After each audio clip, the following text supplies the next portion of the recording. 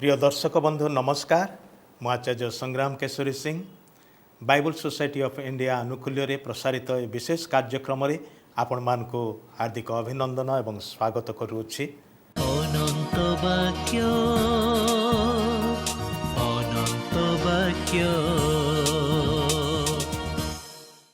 आपण माने मध्य नियमित ए कार्यक्रम को देखुअछंती एवं ए कार्यक्रम द्वारा जीवन रे निश्चय आशीर्वाद प्राप्त हेउअछंती। दीर्घ समय धरी प्रसारित होतबा विशेष कार्यक्रम अनेकंक हृदय मन को स्पर्श करिछि। तेबे प्रिय भाई भौणी आम माने आज जो सब विषय आलोचना करिबा ताहा ईश्वरंकर वाक्यरु केंद्र करिके मु आपणकर निमंते गोटे अंश पढ़िबा पाई चाहे जहाँ पवित्र बाइबल रे लेखा अच्छे। पवित्र बाइबल रो माथ्यू लिखित सुसमाचार तार 21 अध्याय 10 पद गोटे मात्र पद पढ़ी गोटे घटनार कथा लेखा अच्छे। आउ से अर्थात प्रभु जीशु ख्रीष्ट जेरुसालेम रे प्रवेश करन्ते नगर जाक ए किए बोली चहल पड़गला। दिने प्रभु जीशु जेरुसालेम नगर को गले। ता पूर्वरु से अनेक थर जाइछन्ति, किंतु एइटा थिला तांकर पार्थिव जीवन कालर शेष सप्ताहर घटना। शेष किछि दिन आगरु जेतेबेले से जेरुसालेम नगर रे प्रवेश करिया पाए जाउछन्ति तार किछि मास पूर्वरु से गालिली अंचल रे थिले, जहा कि इस्राएल देशर उत्तर भागरे। किंतु एबे तांकर पार्थिव जीवन काल रे शेष थर पाए से जेरुसालेम नगर को यात्रा करुछन्ति। आ जेतेबेले जेरुसालेम रो निकटवर्ती होउछन्ति, जेरुसालेम रो 2 किलोमीटर बा 2 माइल दूर रे पूर्व दिगरे गोटे पर्वत अछि, जो पर्वतर नाम जित पर्वत। आउ सेठी तांकु तळकु गढिबा को हबो। सेटा गढाणी स्थान। तळकु ओल्हेई गले उपत्यकारे जेरुसालेम नगर स्थापित। आउ सेठी जेतेबेले से पर्वत शिखर देश रे अछन्ति, से समय शिष्य मानक मध्यरु 2 जन को पाखरे थिबा गोटे गाँ अर्थात बेथफागी नामक गोटे गाँ को से पठेले। आ कहले जाओ सेठी रे गोटे गधटी बंधा हिथिबार देखिबो, ताकू फिटेइकी नै आस। आ जेरुसालेम नगर को ताहांकर एहा पार्थिव जीवन कालर शेष यात्रा हिथिबारु से इच्छा कले से गध पिठी रे बसिकी जिवे। आ सेई समय जेतेबेले गधटी अणागला, ता उपरे शिष्य माने लुगा पारी देले, ता उपरे से बसिले एवं समस्ते से बाट सारा गछर डाल काटिकी पकेले, कहीं निजर लुगा मध्य काढ़िकी पकेले, कारण सेटा गोटे विशेष घटना थिला। सेमानकर चिंतारे सेमानकर विश्वास रे सेमाने कहूथिले जे वर्तमान ए नाजरितीय जीशु जे कि मसीह अटंती एबे से राज्य ग्रहण करिया पाए नगर मध्य को जाउछन्ति। सेतिपाई से माने होसाना शब्द करके से माने तांको पाछोटी नउछन्ति। सेही समय रे जेतेबेले से नगर रे प्रवेश करुछन्ति, नगर रे वास करुथिबा लोकमानक मध्यरु अनेक लोक विशेष करके जो माने धर्म नेता गुड़िक थिले, जो माने कि ए जीशुंकर कार्यकलाप प्रति ईर्षान्वित थिले।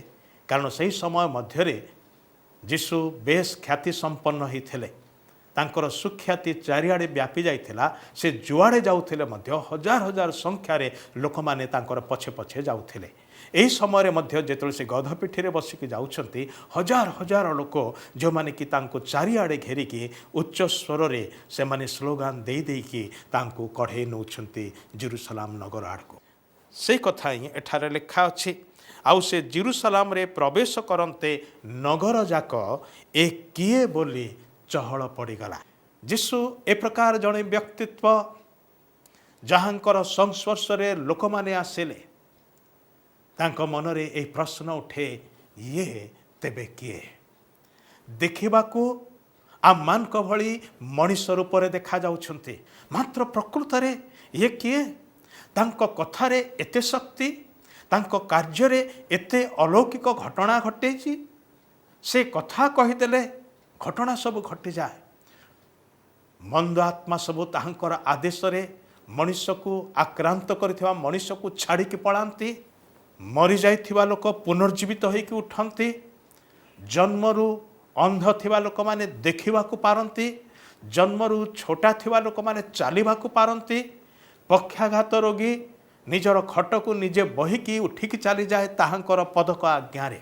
ଏହିସବୁ ବିଷୟକୁ ଦେଖିଲେ ଏବଂ ଯେତେବେଳେ ସେ ମୁଖ ଖୋଲି କଥା କହନ୍ତି ସ୍ୱର୍ଗ ରାଜ୍ୟ ବିଷୟରେ, ଈଶ୍ୱରଙ୍କର ବିଷୟରେ, ପିତାଙ୍କର ବିଷୟରେ, ଆଉ ସେତେବେଳେ ଲୋକମାନେ ଅବାକ ହେଇକି ଶୁଣନ୍ତି, ଏକ ଲୟରେ ଏକ ଧ୍ୟାନ ଦେଇକି ସେମାନେ ଶୁଣନ୍ତି। କାରଣ କ'ଣ? କାରଣ ତାଙ୍କ କଥାରେ ଏ ପ୍ରକାର ଅନୁଗ୍ରହ, ଏ ପ୍ରକାର କୋମଳତା ରହିଛି ଯାହା ଲୋକମାନଙ୍କ ହୃଦୟ ମନକୁ ଆକର୍ଷଣ କରୁଥିଲା। କେବଳ ତାହା ହିଁ ନୁହେଁ, ସେମାନେ ତାହାଙ୍କ ମୁଖରୁ ନିର୍ଗତ କଥାଗୁଡ଼ିକ ଶୁଣିଲା ବେଳେ ସେମାନେ ଅନୁଭବ କରୁଥିଲେ ଯେ ସ୍ୱର୍ଗର ପରମେଶ୍ୱର ସେମାନଙ୍କର ସମ୍ମୁଖରେ ଠିଆ ହେଇକି କଥା କହୁଅଛନ୍ତି। ପ୍ରଭୁ ଯୀଶୁ ଖ୍ରୀଷ୍ଟଙ୍କର ମୁଖ ନିର୍ଗତ ପ୍ରତିଟି କଥାରେ ସେହି ଅଲୌକିକ ଶକ୍ତି ରହିଥିଲା, ଏବେ ବି ରହିଛି। ସେଇଥିପାଇଁ ପ୍ରିୟମାନେ, ସେ କାଳର ଲୋକମାନେ ଯେଉଁମାନେ ତାହାଙ୍କର ଏ ବ୍ୟକ୍ତିତ୍ୱକୁ ଦେଖି, ତାହାଙ୍କର ବାକ୍ୟକୁ ଶୁଣି, ତାହାଙ୍କର କାର୍ଯ୍ୟକୁ ଦେଖି ସେମାନେ ଅବାକ ହେଇକି ପଚାରନ୍ତି, ଇଏ କିଏ? ଏବଂ ଈଶ୍ୱରଙ୍କ ବାକ୍ୟରେ ତାଙ୍କ ସମ୍ବନ୍ଧରେ କେତେକ କଥା କୁହାଯାଇଛି। ମୁଁ ସେ ବିଷୟରେ ଆଉ କେତୋଟି କଥା ଆଜି ଆପଣମାନଙ୍କୁ କହିବା ପାଇଁ ଚାହେଁ। ପ୍ରଥମ ବିଷୟ ହେଉଛି, ସେ ହେଉଛନ୍ତି ଈଶ୍ୱରଙ୍କର ବାକ୍ୟ ଯିଏକି ଦେହବନ୍ତ ହେଇକି ଆସିଅଛନ୍ତି। ତାହାଙ୍କର ଶିଷ୍ୟମାନଙ୍କ ମଧ୍ୟରୁ ଯୋହନ ଯେତେବେଳେ ସେଇ ବିଷୟଟାକୁ ଲେଖୁଛନ୍ତି, ସେ କ'ଣ ଲେଖୁଅଛନ୍ତି ଯୀଶୁଙ୍କ ବିଷୟରେ? ସେ ତାଙ୍କ ପୁସ୍ତକକୁ ଏହି ପ୍ରକାର ଭାବରେ ଆରମ୍ଭ କରିଛନ୍ତି। ଆଦ୍ୟରେ ବାକ୍ୟ ଥିଲେ, ବାକ୍ୟ ଈଶ୍ୱରଙ୍କ ସଙ୍ଗରେ ଥିଲେ। ଦୟାକରି ମନ ଦେଇକି ଶୁଣନ୍ତୁ, ଈଶ୍ୱରଙ୍କ ବାକ୍ୟରେ ଯାହା ଲେଖା ଅଛି ତାହା ମୁଁ ଆପଣଙ୍କ ପାଇଁ ପଢ଼ୁଅଛି। ଆଦ୍ୟରେ ବାକ୍ୟ ଥିଲେ, ବାକ୍ୟ ଈଶ୍ୱରଙ୍କ ସଙ୍ଗରେ ଥିଲେ, ସେହି ବାକ୍ୟ ଈଶ୍ୱର ଥିଲେ। ସେ ଆଦ୍ୟରେ ଈଶ୍ୱରଙ୍କ ସହିତ ଥିଲେ, ତାହାଙ୍କ ଦ୍ୱାରା ସମସ୍ତ ସୃଷ୍ଟ ହେଲା। ଆଉ ଯେ ସମସ୍ତ ସୃଷ୍ଟ ହୋଇଅଛି ସେଥିମଧ୍ୟରୁ ଗୋଟିଏ ସୁଦ୍ଧା ତାହାଙ୍କ ବିନା ସୃଷ୍ଟ ହୋଇନାହିଁ। ତାହାଙ୍କଠାରେ ଜୀବନ ଥିଲା ଓ ସେହି ଜୀବନ ମନୁଷ୍ୟମାନଙ୍କର ଜ୍ୟୋତି। ଗୁଡ଼ାଏ ବିଷୟ ପ୍ରଭୁ ଯୀଶୁ ଖ୍ରୀଷ୍ଟଙ୍କ ସମ୍ବନ୍ଧରେ ଶିଷ୍ୟ ଯୋହନ ଆତ୍ମାଙ୍କ ଦ୍ୱାରା ଚାଳିତ ହୋଇକି ଲେଖିଅଛନ୍ତି। ସେ ପ୍ରଥମେ କହୁଛନ୍ତି, ଏଇ ଯେଉଁ ଯୀଶୁ ଖ୍ରୀଷ୍ଟ ମନୁଷ୍ୟ ରୂପରେ ଆସିଅଛନ୍ତି, ସ୍ୱର୍ଗରୁ ଅବତରଣ କରିଅଛନ୍ତି, ସେ ଈଶ୍ୱରଙ୍କର ମୁଖରୁ ନିର୍ଗତ ହୋଇଥିବା ବାକ୍ୟ ଅଟନ୍ତି। ଭାଇ ଭଉଣୀମାନେ, ଆମେ ସମସ୍ତେ କଥାବାର୍ତ୍ତା କରୁ, କଥା କହୁ। ଆମମାନେ ଯେତେବେଳେ କଥା କହୁ, ଆମମାନଙ୍କର କଥାଟା କେଉଁଠି ଥାଏ? ଆମ ଭିତରେ ଥାଏ।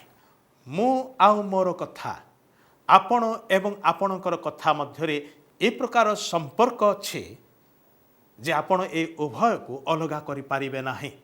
ମୁଁ ଆପଣଙ୍କୁ ଏବଂ ଆପଣଙ୍କର କଥାକୁ ଅଲଗା କରିପାରିବି ନାହିଁ। କାହିଁକି କୁହାଯାଏ, କିଏ କହିଲା ବୋଲି କହିଲେ ଅମୁକ ଲୋକ କହିଲା ବୋଲି କୁହନ୍ତି? କାହିଁକି ସେ ପ୍ରକାର କୁହାଯାଏ? କାରଣ ହେଉଛି, ସେ ଏବଂ ତାଙ୍କର କଥା ଜଣେ ଅଟନ୍ତି। ଆପଣ ଏବଂ ଆପଣଙ୍କର କଥା, ମୁଁ ଆଉ ମୋର କଥା, ଆମମାନେ ସବୁ ଜଣେ ଅଟୁ। ଠିକ୍ ସେହି ପ୍ରକାର ଈଶ୍ୱର ଏବଂ ତାହାଙ୍କର ବାକ୍ୟ। ଏଠାରେ ଯୋହନ କହୁଛନ୍ତି ଯେ ଯୀଶୁ ଖ୍ରୀଷ୍ଟ ହେଉଛନ୍ତି ଈଶ୍ୱରଙ୍କର ବାକ୍ୟ, ଯେ ତାହାଙ୍କ ସହିତରେ ଥିଲେ, ତାହାଙ୍କ ଠାରେ ଥିଲେ। କହିବାକୁ ଗଲେ ସେ ନିଜେ ଈଶ୍ୱର ଅଟନ୍ତି। ଏବଂ ସେଇ ଯୋହନ ଏହି ତାଙ୍କର ପୁସ୍ତକର 1 ପର୍ବର 14 ପଦରେ ଲେଖନ୍ତି, ଆଉ ସେହି ବାକ୍ୟ ଯେ ଆଦ୍ୟରେ ଥିଲେ, ଯେ ଈଶ୍ୱରଙ୍କ ସଙ୍ଗରେ ଥିଲେ, ଯେ ଈଶ୍ୱର ଥିଲେ, ସେ ଦେହବନ୍ତ ହୋଇ ପ୍ରକାଶିତ ହେଲେ। ସେହି ବାକ୍ୟ ଦେହବନ୍ତ ହେଲେ, ପୁଣି ଅନୁଗ୍ରହ ଓ ସତ୍ୟରେ ପରିପୂର୍ଣ୍ଣ ହୋଇ ଆମ୍ଭମାନଙ୍କ ମଧ୍ୟରେ ବାସ କଲେ। ଆଉ ପିତାଙ୍କ ଠାରୁ ଆଗତ ଅଦ୍ୱିତୀୟ ପୁତ୍ରଙ୍କ ମହିମା ସଦୃଶ ଆମ୍ଭେମାନେ ତାହାଙ୍କ ମହିମା ଦେଖିଲୁ। ପରମେଶ୍ୱର ତାଙ୍କ ପୁତ୍ରଙ୍କ ସମ୍ବନ୍ଧରେ ଯାହା ଲେଖିଅଛନ୍ତି ପ୍ରକୃତରେ ବଡ଼ ଆଶ୍ଚର୍ଯ୍ୟ। ସେ ଅନାଦି ଅନନ୍ତ ଈଶ୍ୱର ଅଟନ୍ତି, ନିତ୍ୟଜୀବୀ ପରମେଶ୍ୱର ଅଟନ୍ତି, ଆତ୍ମାରୂପୀ ପରମେଶ୍ୱର ଅଟନ୍ତି। ଯେ ବାକ୍ୟ ସ୍ୱରୂପ ପରମେଶ୍ୱର ସେ ଦେହ ଧାରଣ କଲେ, ଯେ ଉଚ୍ଚାରଣ କଲେ କାର୍ଯ୍ୟ ହେଉଥିଲା, ସେ ଏବେ ବି ଦେହ ଧାରଣ କଲା ଉତ୍ତାରେ ମଧ୍ୟ ଉଚ୍ଚାରଣ କଲେ କାର୍ଯ୍ୟ ହେଉଛି। ଆଉ ତାହା ହିଁ ଆମେ ସୁସମାଚାର ପୁସ୍ତକ ମାନଙ୍କରେ ଦେଖୁଅଛୁ। ତାହେଲେ ପ୍ରଥମେ ଯୋହନ କହନ୍ତି पवित्र आत्मा द्वारा जे यही जो प्रभु यीशु ख्रीष्ट मनुष्य रूप में देखा जाउछंती मात्र प्रकृत रे से ईश्वरंकर वाक्य अर्थात से ईश्वर अटंती। द्वितीय विषय से कहूअछंती जे से होउछंती सृष्टिकर्ता। ताहांक द्वारा सबु किछि सृष्ट हला, जहा किछि सृष्ट होई अछि ताहांक बिना होई नाही। साधु पाउल मध्य यीशुंकर आउ जणे शिष्य से मध्य से कथा कहले, से सबु विषयर स्रष्टा अटंती। जहा किछि सृष्टि कले से निज इच्छारे सृष्टि कले, निज निमंते सृष्टि कले। भाई भौणी ए प्रकार के आपण एवं मो मध्य सेही प्रभुंक द्वारा सृष्ट अटु। आम माने समस्ते माँ पेटरे से अदृश्य हस्त द्वारा सृष्ट अटु एवं आम मानकर आखि जो सबु विषय आम मानकर चारिआडे देखा पारुछि।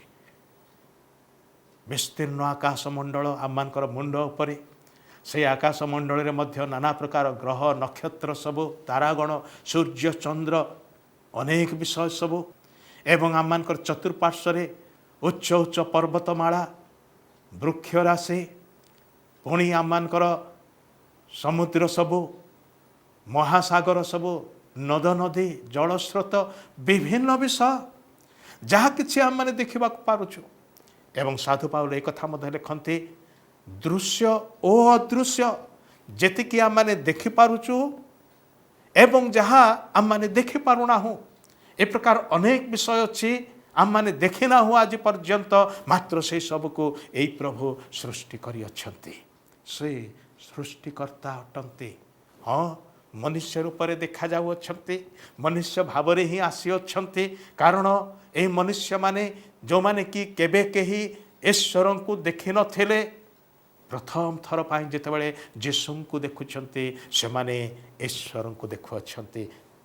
वाक्य रे आ गोटे कथा लिखा अछि, ताहांक ठारे अर्थात प्रभु यीशु ख्रीष्टंक ठारे संपूर्ण ईश्वरत्व देहवंत होई वास करे। सेथिपाई वाक्य रे एक कथा मध्य लिखा अछि, से अर्थात प्रभु यीशु ख्रीष्ट अदृश्य परमेश्वरंकर सादृश्य प्रतिमूर्ति। एथिपाई तो दिने प्रभु यीशु तांकर शिष्य मान को एक कथा कहले। तांकर शिष्य मान को मध्यरु जणे प्रश्न पचारिले, प्रभु पिता को आम मैंने देखा चाहूँ, सृष्टिकर्ता पिता को आम केवे देखना हो, तांको देखा चाहूँ, जहाँ विषय आपड़ साक्ष्य दौरान। से यीशुंकर उत्तर थिला, से शिष्यंकर नाम थिला फिलिप। फिलिप, मु एते काल तुम मान सांगरे रहिले, कौन ए पर्यंत तमे देखि पारलो नाही, बुझी पारलो नाही, जानी पारलो नाही जे मते देखि अछि से पिता को देखि अछि, मु आउ पिता एक अटु। प्रिय भाई भणी माने, प्रभु यीशु अदृश्य ईश्वरंकर सदृश्य प्रतिमूर्ति। आउ सेतिपाई से जोर दे कि कहले, मु आउ पिता एक अटु।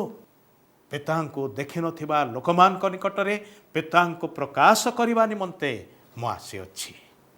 आ प्रभु यीशु कहयाकु गले, स्वर्गर से ही परमेश्वर को पृथ्वी मध्य मनुष्य मान सम्मुखरे से आपणार जीवन द्वारा प्रकाश कले। जे कही यीशु को देखी अच्छी से पिता ईश्वर को देखी अच्छी, जे कही यीशु को पाई अच्छी से पिता ईश्वर को पाई अच्छी, जे कही यीशुंकर वाक्य शुणी अच्छी से पिता ईश्वरंकर वाक्य शुणी अच्छी। से वाक्य से सृष्टिकर्ता, किंतु केवल सेतिक ही नुहे, से मध्य मुक्तिदाता अटंती।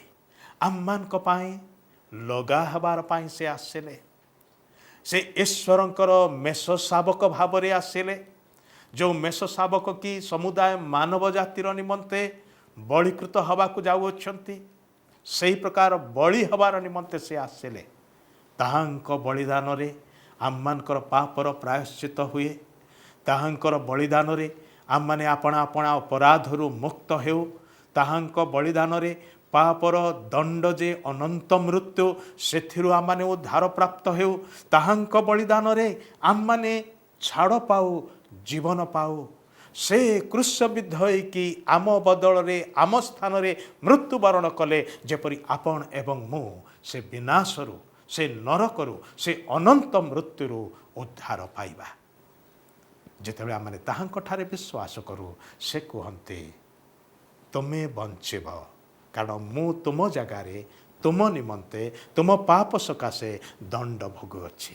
प्रभु जीशु निजक प्रायश्चित बलि रूपे उत्सर्ग कले से दिन मृत्युवरण कले कबर प्राप्त हेले जगत भाविला सरीगला ए प्रकार की शिष्य माने मध्य ताहा ही भाविथिले किंतु 3 दिन मध्य गोटे अद्भुत घटना घटिला ताहा होची से मृत्यु को जय करके पुनर्जीवित होइकि उठिले शिष्य मान को 40 दिन पर्यंत देखा देले दर्शन देले से माने ताहांक संगे कथबार्ता कले छुईले बसिले उठिले खियापिया कले एवं 40 दिन उतारे से स्वर्ग को से देह धारण करे से पुनर्थित शरीर धारण करके फेरी गले से आसीथिले आपणक पाई मो पाई से स्वर्ग को जाई अछंती आपणक पाई मो पाई आउ थरे आसु अछंती आपणक पाई मो पाई कि जेतले से आसीबे आमे प्रस्तुत थिबा कि तांको भेटिबार निमंते प्रभु आमान को ए वाक्य द्वारा आशीर्वाद करंतु।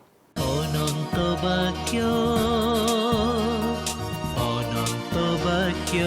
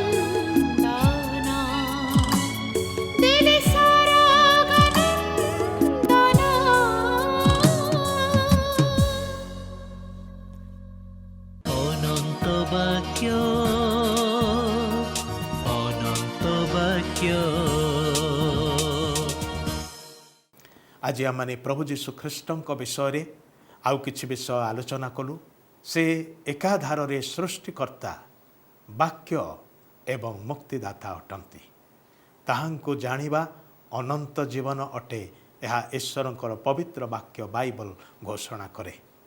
भाई भणी माने आजिर वाक्य आपणकर हृदय मन को स्पर्श करिछि बोली मु विश्वास करे कारण पवित्र आत्मा ताहांकर वाक्य द्वारा आम को कथा कहते आउ जदि आपण ताहा अनुभव करि अछंती ताले आज ही आम सांगे जोगाजोग रखंतु। ठिकनाटी स्क्रीन रे देखिए दिया जाउछि से ठिकना रे आम सांगे जोगाजोग करि पारिबे। जो फोन नंबर टी अच्छी से फोन द्वारा आपण आम सांगे कथबार्ता करि पारिबे।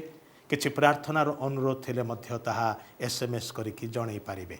प्रभु आपण को आशीर्वाद करंतु। आसंतु प्रार्थना करिबा।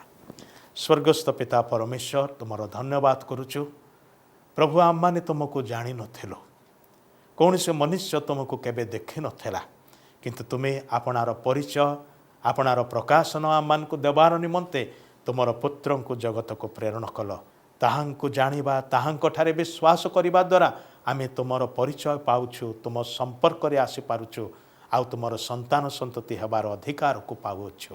प्रभु प्रत्येक को तुम्हें आशीर्वाद कर तुमको अधिक निबिड़ भाव में जानिबा निमंते साहाय्य कर।